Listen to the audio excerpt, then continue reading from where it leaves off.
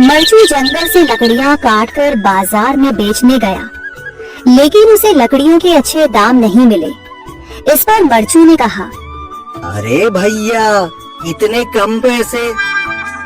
इन पैसों में तो 2 वक्त का खाना भी नहीं मिलेगा। आप मुझे बहुत ही कम पैसे देते हैं।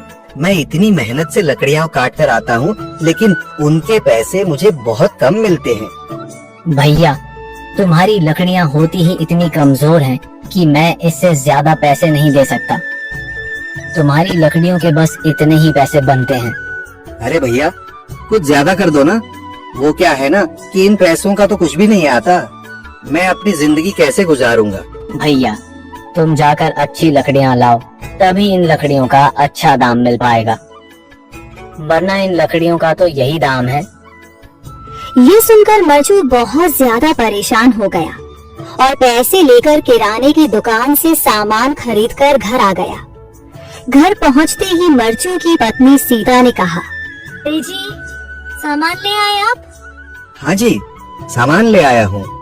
सीता के चेहरे पर खुशी छा जाती है, लेकिन जब उसने सामान देखा, जी, इसमें तो बहुत थोड़ा सामान है।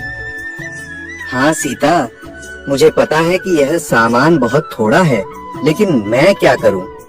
मेरे पास जितने पैसे थे, मैं उतने का ही सामान लेकर आ गया हूँ। इस तरह हमारा गुजारा कैसे हो पाएगा जी?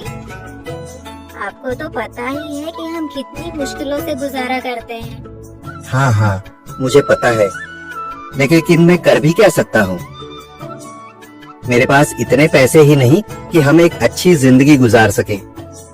इतनी मेहनत कर रहा हूँ, लेकिन फिर भी मेहनत का फल नहीं मिल रहा। इतनी मेहनत से अच्छी लकड़ी काट कर आता हूँ, लेकिन मुनासिब दाम नहीं मिलता। मैं तो बहुत परेशान हूँ। क्या करूँ? कहाँ जाऊँ?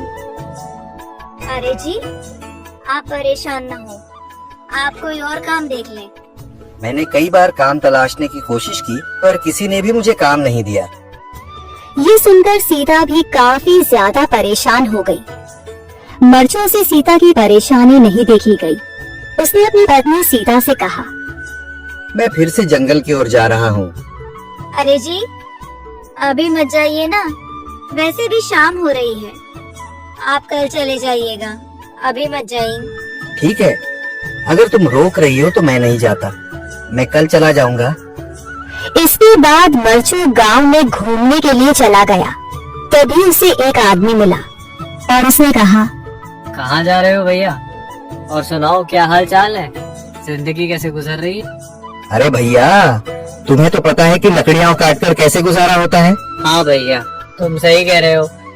और आसपास के जंगलों में अच्छी लकड़ियाँ भी नहीं है। इसके लिए तो जंगल के अंदर जाना पड़ेगा। पर जंगल के अंदर तो काफी सारे जंगली जानवर होंगे। मुझे बहुत डर लगता है भैया, मैं जंगल में कैसे जाऊंगा? हाँ भैया, जंगली जानवर तो होंगे, लेकिन अच्छी लकड़ियाँ तो वहीं से ही मिलेंगी। ये सुनकर मरचू बहुत ज्यादा परेशान हो गया, लेकिन वह आदमी बिल्कुल ठीक कह रहा था। जंगल के किनारे की सारी लकड़ियां कट चुकी थी। अब सिर्फ जंगल के अंदर ही अच्छी लकड़ियां बची थी। अगली सुबह मरचू लकड़ियां काटने जंगल की ओर चल पड़ा। जंगल में आने के बाद मरचू ने कहा, अरे, यहाँ पर तो लकड़ियां ही नहीं है। वो आदमी सही कह रहा था, लकड़ियों के लिए तो जंगल के अंदर ही जाना पड़ेगा।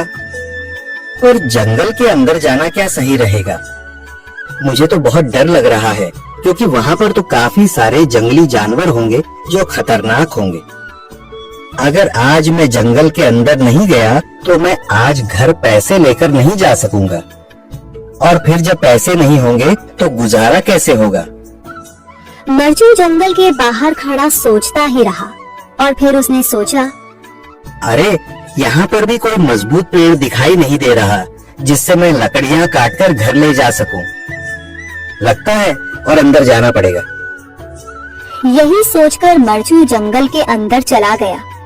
अंदर जाने के बाद उसने इधर उधर पेड़ देखे, पर उसे कोई भी अच्छा पेड़ दिखाई नहीं दिया। यह सोचकर मरचू जंगल के और अंदर चला आया।